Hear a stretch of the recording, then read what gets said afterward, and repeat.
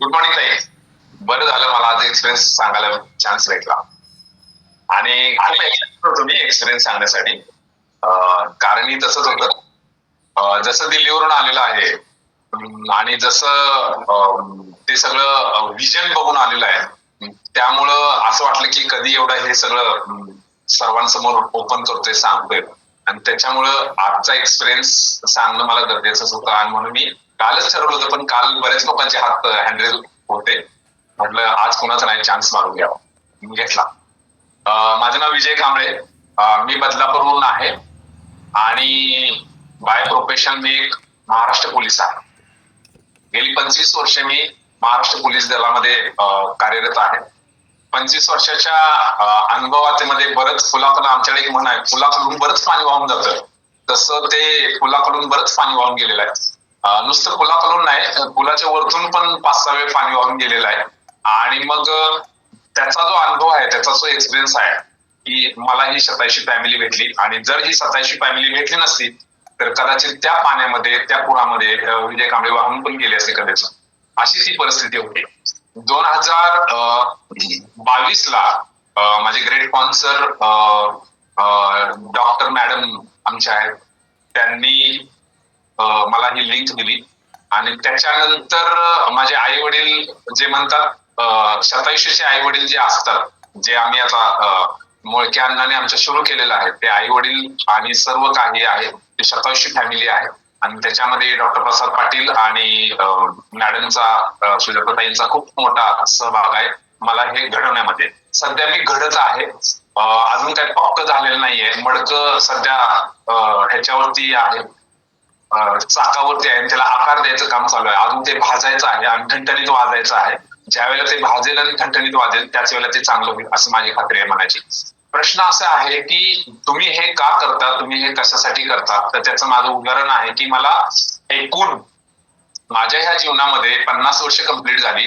51 चालू आहे. 51च्या वर्षात मला एकूण जवळजवळ 6 हार्ट अटॅक आलेले आहेत. ते 6 हार्ट अटॅकची जी सिक्वेन्स आहे ते खूप डेंजर आहे, खूप खतरनाक.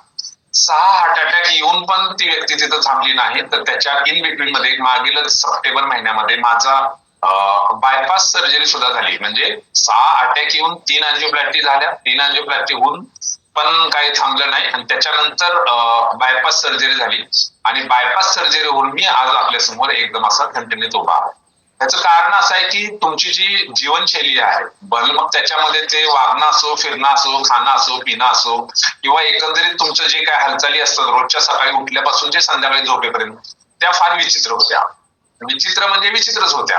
पोलीस म्हटलं की प्रत्येक ठिकाणी आदर असो, मान असो, सन्मान असो. प्रत्येक समाजामध्ये तुम्ही कुठल्याही ठिकाणी गेला की तुम्हाला तिथं थोडस वेटेज असतं आणि त्या वेटेजचा फायदा आम्ही शरीराला करून घ्यायच्या ऐवजी आम्ही वेगळ्याच पद्धतीने करून घेतला आणि त्याच्यामुळे ती परिस्थिती माझ्यावरती उद्भवली. 2014 ते 2022 या जवळजवळ 8 वर्षाच्या कालामध्ये माझ्यामध्ये 6 हार्ट अटॅक येऊन गेलेले आहेत आणि 6 अटॅक मध्ये माझ्या 3 अँजिओप्लास्टी झाल्या. त्यातल्या 2 अँजिओप्लास्टी ज्या आहेत त्या सलग झाल्या आणि एक अँजिओप्लास्टी आहे ती बिटवीन ते 2 वर्षानंतर झाल्या.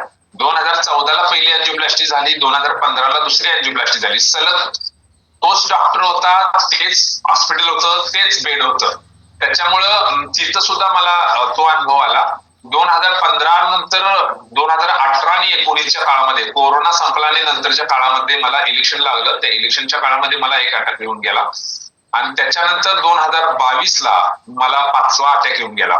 त्याच्यानंतर 2022 ला मला जो अटॅक आला तो ऑफिसमध्येच आला सकाळी 9 वाजता आणि मी स्वतःच हॉस्पिटलाइज झालो होतो आणि स्वतःची ती एक रोमांचकारक स्टोरी आहे. कारण का कल्याण तालुका पोलीस स्टेशन म्हणजे टिटवाला पोलीस स्टेशन हे रेल्वेच्या ह्या बाजूला आहे, मध्ये ट्रॅक आहे आणि ट्रॅकच्या पलीकडे पूर्वेचा रस्ता आहे, ट्रॅकच्या पलीकडे ते हॉस्पिटल होतं. आणि मला ज्या वेळेला अटॅक आला होता, माझी ज्या वेळेला छातीत जोरानं काळा मारत होत्या, तो भाग ती वेळ होती सकाळी 10:30ची. मी नुकताच हॉस्पिटल पोलीस स्टेशनला आलो होतो आणि काळा चहा घेतला होता.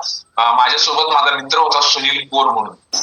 आम्ही दोघांनी चहा घेतला आणि चहा घेतल्या मला छातीमध्ये काळा मारायला लागला. मी सुनीलला म्हटलं की माझ्या छातीत काळा मारायला लागला, मी जरा जाऊन हॉस्पिटलला जाऊन येतो. मी माझी गाडी काढली आणि माझं नशीब एवढं चांगलं होतं की त्याला ते फाटक ओपन होतं जर का ते फाटक ओपन नसतं तर मला ती गाडी पलीकडे घेऊन जाता येत नव्हती, कारण रेल्वेचा नियम आहे, जोपर्यंत रेल्वे पास होत नाही तोपर्यंत फाटक कुठलंच ओपन होत नाही, भले तुम्ही इकडे काही होऊ दे तुमचं.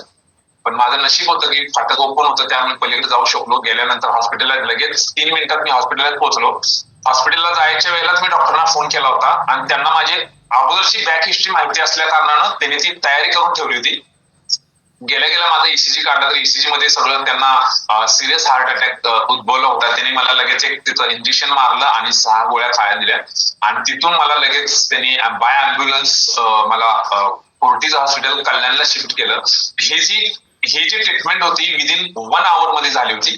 जर का ते 1 तास मला जर तिथं प्रॉपर मिळालं नसतं तर कदाचित माझ्यावरती मोठा आघात पण झाला असता. ती एक हिस्ट्री माझी आहे. फोर्टिज हॉस्पिटलमध्ये गेल्यानंतर डॉक्टर झाकिया खान म्हणून तिथं आहे, त्यांना बॅक हिस्ट्री पण माहिती होती आणि त्यांनी मला विचारलं, अरे ये बंदा हमेशा इधर आता है, इसका तुरंत ऑपरेशन करो. मग त्यांनी ते काही केलं ना, अँजिओग्राफी वगैरे केलं, डायरेक्ट हॉस्पिटलाइज करून घेतलं आणि तिथं माझी ती तिसरी अँजिओप्लास्टी झाली. तिसरी अँजिओप्लास्टी झाल्यानंतर लोकांना वाटतं की आता माझ्यात काय होणार नाही, काय नाही, आणि अहमगंड एक असतो लोकांच्या मध्ये की ओव्हर कॉन्फिडन्स, त्याला ताई आम्हाला म्हणतात की ओव्हर कॉन्फिडन्स असतो, तो माझ्यामध्ये ठासून ठासून ठासून भरला होता. अजूनही थोडाफार कमी झालेला नाहीये. ओपन ज्या वेळेला तुम्ही होता कोणाकडे तर त्यावेळेला तुमच्यामध्ये बरेच बदल घडत असतात. म्हणून मी नेहमी सांगतो की नेहमी खरं बोलायला पाहिजे आणि ओपन व्हायला पाहिजे. तर तो एक ठासून भरलेला ओव्हर कॉन्फिडन्स होता. तो जवळजवळ आता 80-90% जास्त कमी झालेला आहे आणि तो ओव्हर कॉन्फिडन्स मला त्यावेळेला तिथं जाणवला.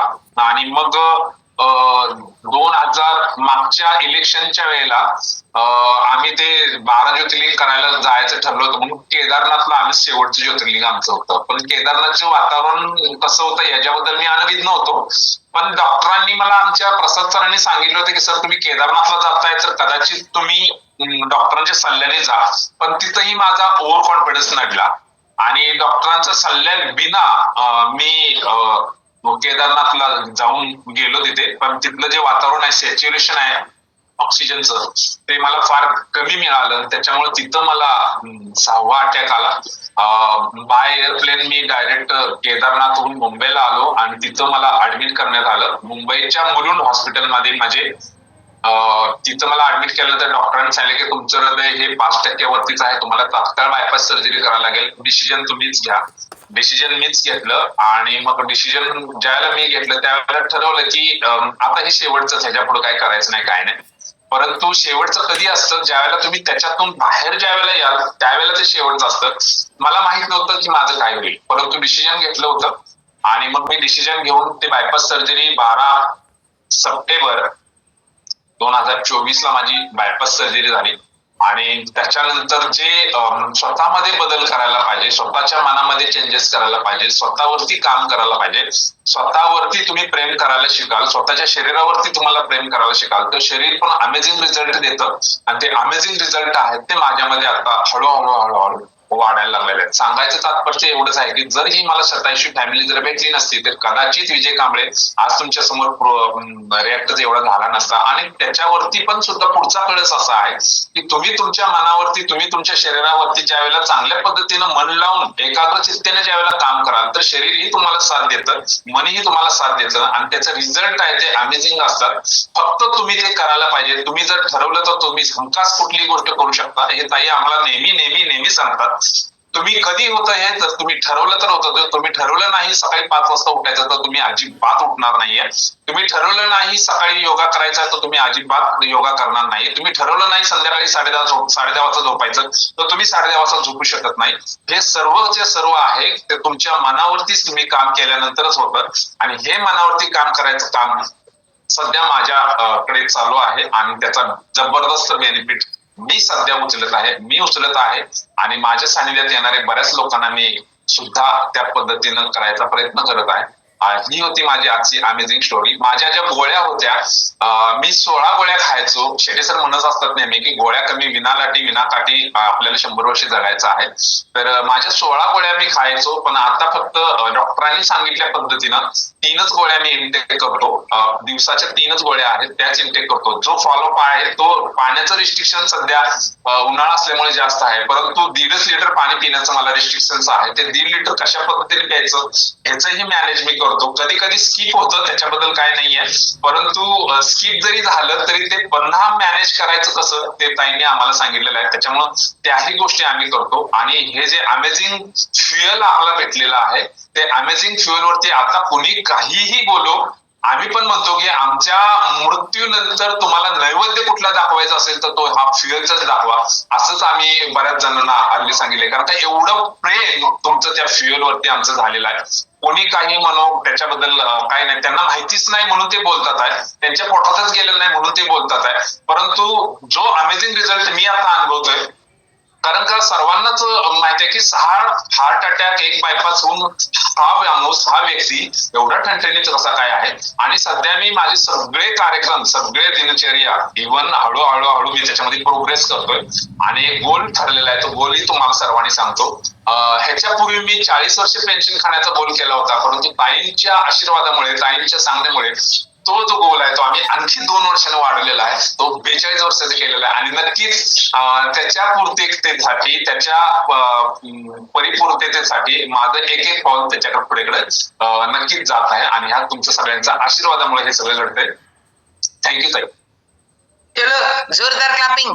विजय सरांच्या एक्सपिरियन्स मुळे एक